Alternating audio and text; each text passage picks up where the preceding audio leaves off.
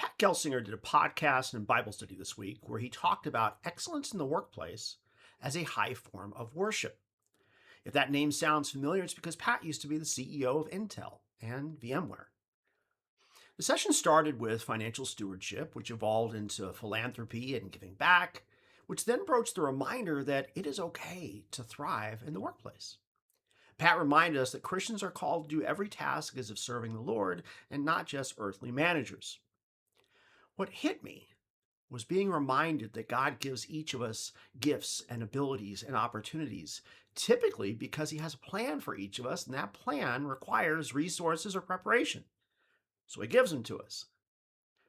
Whatever gifts we have, we can either choose to ignore or waste them, which is quite literally a no thank you to what our Creator gifted, which is kind of rude, crazy, or both. Or we can choose to embrace and maximize those gifts and opportunities.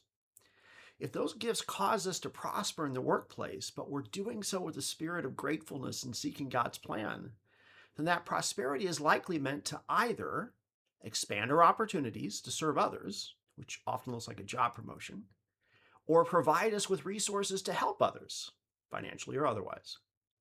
Either way, His purposes are achieved by first helping us to thrive so that we can bless others in His name. Hey, the Bible isn't the only place that teaches this. When Uncle Ben tells Peter Parker, with great power comes great responsibility. Power can mean influence and resources, and responsibility certainly implies an obligation to serve others. I was sharing some of these reflections with a brother of mine, and he said, it's just like the talents, right? To whom much is given, much is expected. These last few months have given me a lot more clarity around how He equipped me for things I hadn't planned for or knew that I wanted, and how His plan was better for me. And that has been surreal.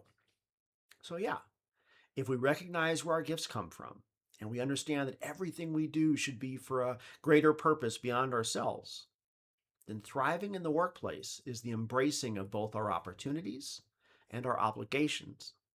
And if the Father in heaven is pleased with that, then it is worship. See you next Monday.